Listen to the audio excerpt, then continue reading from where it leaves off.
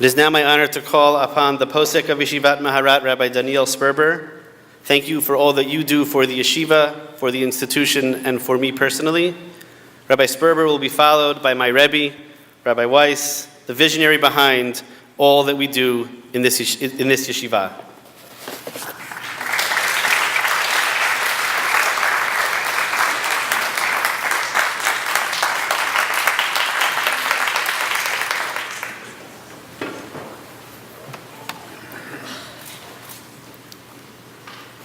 As one who's coming from about 2 continents away, I have a more objective view of what's happening. I want first to recognize the real heroes of Yeshivat Maharat. Rabbi Weiss, the visionary who has succeeded in so many of his projects. Rabbi Sarah Horowitz, Rabbi Jeffrey Fox, and the other members of the staff of Yeshivat Maharat, who are all to be congratulated on the excellence of their tuition, without which their students could not have reached the achievements that they have indeed reached. I'd also like to recognize the presence of a different type of revolutionary, Rav Simcha Weiss, who's present with us today. When I say achievements, I'd like to explain to you what is perhaps not altogether apparent and understood, what it means to be a rabbi or a maharat, a teacher, a preacher, a counselor, and a halachic advisor.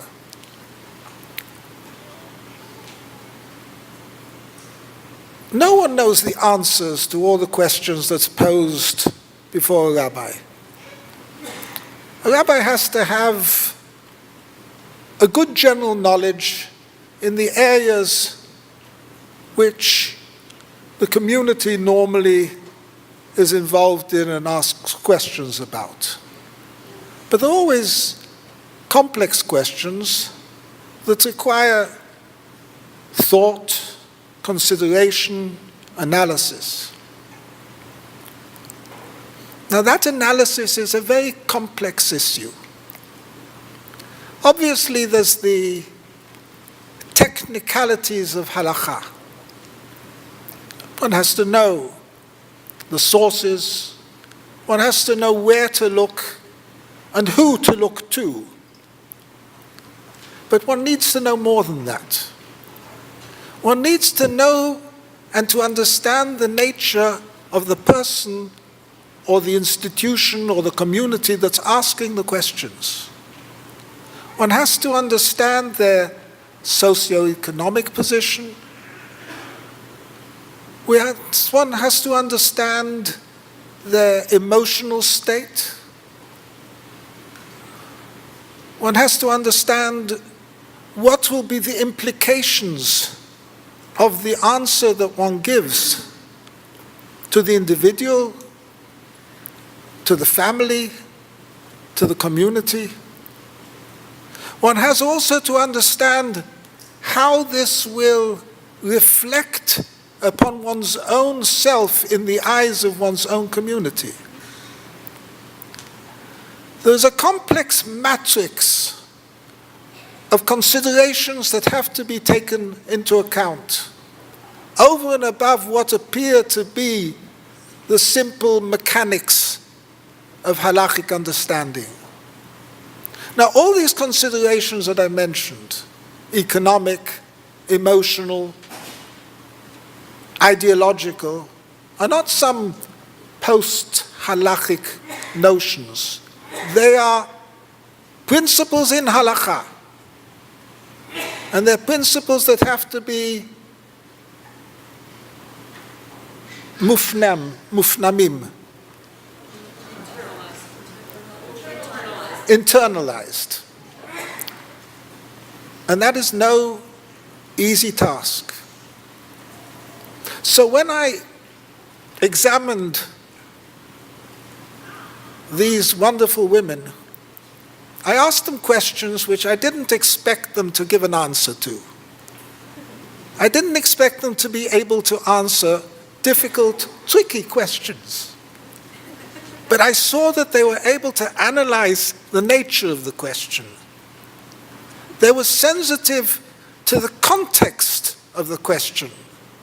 They asked me within which context this question would be raised, to whom the answer would be given, how it would reverberate. That is the test of a true Rav or Rabbanit or Rebbetzin or Maharat or Rabbi. So when I say that they've achieved a certain level, I was impressed at the instruction given, which enabled them to think halachically, with sensitivity, with humanity, and above all, with the basic ethical notions which cause the meta-halachic principles underlying all halakha. Because one's answers have to be humane, and they have to be acceptable. And that is often a very difficult task. So I'd like to congratulate both the staff and the graduates.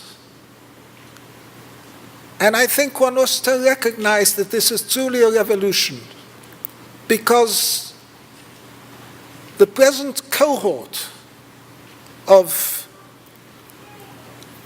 graduates are introducing a new dimension in Orthodox Jewish leadership, a dimension which was required, which was needed, although in the past it was never formulated.